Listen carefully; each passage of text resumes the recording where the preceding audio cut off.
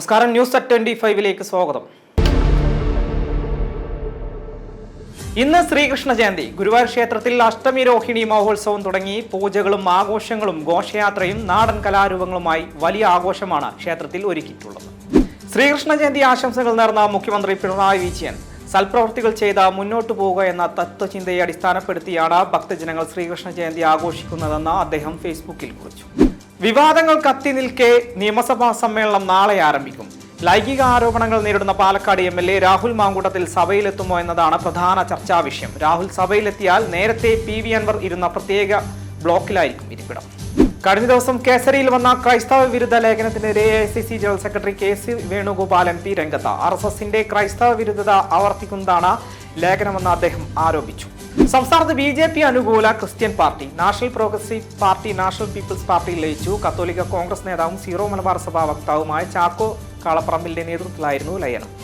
വന്യജീവി സംരക്ഷണ ബില്ലിൽ മന്ത്രിസഭ എടുത്തത് സുപ്രധാനമായ തീരുമാനമെന്ന മന്ത്രി AK ശശീന്ദ്രൻ. ജനവാസ മേഖലയിൽ ഇറങ്ങിയ ആക്രമണം നടത്തുന്ന വന്യജീവികളെ വെടിവെച്ച് കൊല്ലുന്നതിന് ഉത്തരവിടാൻ ചീഫ് വാർഡന് അനുവാദം നൽകുന്ന വന്യജീവി സംരക്ഷണ ബില്ലിന് മന്ത്രിസഭ അംഗീകാരം നൽകിയിരുന്നു. കാർ കഴുകുന്നതിനിടെ ഷോക്കേറ്റ് യുവാവിന് ദാരുണാന്ത്യം. മലപ്പുറം വാണിയമ്പലത്താണ് സംഭവമുണ്ടായത്. മുരളീകൃഷ്ണൻ എന്ന കുട്ടനാണ് മരിച്ചത്. വീട്ടിൽ നിന്നും മോട്ടോർ പ്രവർത്തിപ്പിച്ച് വാട്ടർ സർവീസ് ചെയ്തുകൊണ്ടിരിക്കെ ഷോക്കേൽക്കുകയായിരുന്നു. കണ്ണൂർ വിമാനത്താവളത്തിൽ നിന്ന് പറന്നുയർന്ന വിമാനത്തിൽ പക്ഷിയിടിച്ചത് പരിഭ്രാന്തി പരത്തി. പക്ഷിയിടിച്ചത് അറിഞ്ഞതോടെ പൈലറ്റ് ഉടൻ തന്നെ വിമാനം അടിയന്തരമായി തിരിച്ചിറക്കുകയായിരുന്നു. ഇന്ന് രാവിലെ 6:30 പുറപ്പെട്ട എയർ ഇന്ത്യയുടെ അബുദാബി വിമാനമാണ് 7:35 തിരിച്ചിറക്കിയത്. തിരുവനന്തപുരം വിമാനത്താവളത്തിൽ നിന്ന് പുറപ്പെടേണ്ട എയർ ഇന്ത്യ വിമാനം റദ്ദാക്കിയതിൽ യാത്രക്കാരുടെ പ്രതിഷേധം. 7:30 പുറപ്പെടേണ്ട എയർ ഇന്ത്യ മസ്കറ്റ് വിമാനമാണ് റദ്ദാക്കിയത്. യാത്ര പുറപ്പെടുന്നതിന് 1 മണിക്കൂർ മുൻപാണ് വിമാനം റദ്ദാക്കിയത്. തിരുവനന്തപുരത്ത് സ്വിമ്മിംഗ് പൂളിൽ നിന്ന് 17-കാരന് അമീബിക് മസ്തിഷ്ക ജ്വരം ബാധിച്ച സംഭവത്തിൽ ആക്കുളം ടൂറിസ്റ്റ് വില്ലേജ് അധികൃതർക്ക് ആരോഗ്യവകുപ്പിന്റെ കർശന നിർദ്ദേശം. പൂളിലെ മുഴുവൻ വെള്ളവും നീക്കം ചെയ്യണമെന്നും പൂൾ ഭിത്തി തേച്ചുരച്ച് ശുചീകരിക്കണമെന്നും ആരോഗ്യവകുപ്പ് നിർദ്ദേശം നൽകി. രാഹുൽ മാങ്കൂട്ടത്തിൽ നിയമസഭാ സമ്മേളനത്തിൽ പങ്കെടുക്കുന്നതിൽ കോൺഗ്രസിൽ തിരക്കിട്ട ചർച്ചകൾ. രാഹുൽ സമ്മേളനത്തിൽ പങ്കെടുക്കരുതെന്ന് വ്യക്തമാക്കി പ്രതിപക്ഷ നേതാവ് VD സതീശൻ രംഗത്തെത്തി. പത്തനംതിട്ട ചരൽക്കുന്നിൽ യുവാക്കളെ ഹണി ട്രാപ്പിൽ കുടുക്കി അതിക്രൂരമായി മർദ്ദിച്ചു. ആലപ്പുഴ റാന്നി സ്വദേശികളെ കെട്ടിത്തൂക്കി മർദ്ദിച്ചെന്നാണ് FIR. ദമ്പതികളായ ജയേഷ്, രശ്മി എന്നിവർ പിടിയിലായി. പലസ്തീൻ ഇസ്രായേൽ ദ്വിരാഷ്ട്ര പരിഹാരം നിർദ്ദേശിക്കുന്ന UN പൊതുസപ്രമേയത്തെ പിന്തുണച്ച ഇന്ത്യയുടെ നിലപാട് സ്വാഗതം ചെയ്ത കാന്തപുരം AP അബൂബക്കർ മുസ്ലിയാർ യുദ്ധക്കെടുതിയിൽ സർവ്വതും നഷ്ടപ്പെട്ട ജനതയ്ക്കൊപ്പം നിൽക്കാൻ ലോകമാകെ മുന്നോട്ട് വരണമെന്നും അദ്ദേഹം ആവശ്യപ്പെട്ടു. ആഗോള അയ്യപ്പ സംഗമം തടയണമെന്നാവശ്യപ്പെട്ട സുപ്രീം കോടതിയിലെ ഹർജി. തിരുവിതാംകൂർ ദേവസ്വം ബോർഡിനെ മറയാക്കി രാഷ്ട്രീയ ലക്ഷ്യത്തോടെ സർക്കാർ നടത്തുന്ന പരിപാടിയാണെന്ന് ഹർജിയിൽ ചൂണ്ടിക്കാട്ടുന്നു. ഡോക്ടർ PS മഹേന്ദ്രകുമാറാണ് ഹർജി നൽകിയത്. കേരളത്തിൽ ഇടതുപക്ഷ സർക്കാർ നടത്തുന്ന അയ്യപ്പ സംഗമവും ന്യൂനപക്ഷ സംഗമവും തെരഞ്ഞെടുപ്പ് വരുമ്പോൾ വരുന്ന പൊട്ടൻ ആശയങ്ങളാണെന്നും തെരഞ്ഞെടുപ്പിൽ തോൽക്കുമെന്ന ഭീതി മൂലമാണിതെന്നും BJP സംസ്ഥാന അധ്യക്ഷൻ രാജീവ് ചന്ദ്രശേഖർ. 10 വർഷം ജനങ്ങൾ അവസരം കൊടുത്തു. ഒന്നും ചെയ്യാതെ ഇപ്പോൾ നാടകം കളിച്ച് ശ്രദ്ധ തിരിക്കുകയാണെന്നും രാജീവ് ചന്ദ്രശേഖരൻ പറഞ്ഞു. കേരള വികസനത്തിലെ ജനപങ്കാളിത്തത്തെ പ്രശംസിച്ച ചൈനീസ് കമ്മ്യൂണിസ്റ്റ് പാർട്ടി പ്രതിനിധി സംഘം. കമ്മ്യൂണിസ്റ്റ് പാർട്ടികളുമായുള്ള സൗഹൃദം പങ്കുവയ്ക്കാൻ ഇന്ത്യയിലെത്തിയ സംഘം കേരളത്തിലെ CPI ആസ്ഥാനമായ AN സ്മാരക സന്ദർശിച്ചപ്പോഴാണ് പ്രശംസ.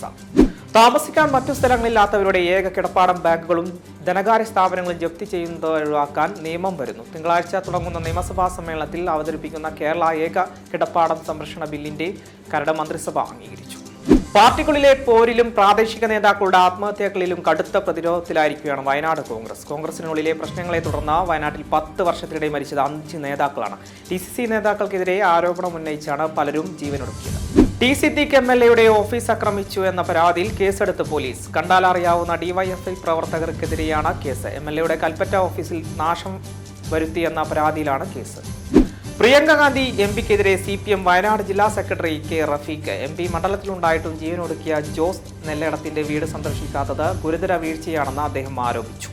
ഇന്ത്യ-പാക് ക്രിക്കറ്റ് മത്സരത്തിനെതിരെ പഹൽഗാമിൽ ഭീകരാക്രമണത്തിൽ കൊല്ലപ്പെട്ടവരുടെ കുടുംബാംഗങ്ങൾ.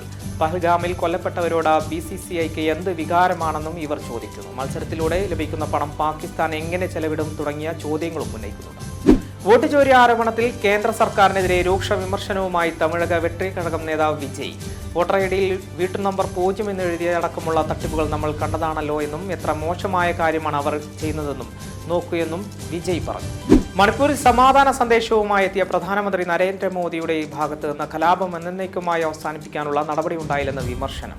കുക്കി മേധൈ സംഘടനകൾക്കൊപ്പം കോൺഗ്രസും പ്രധാനമന്ത്രിയെ വിമർശിച്ചു.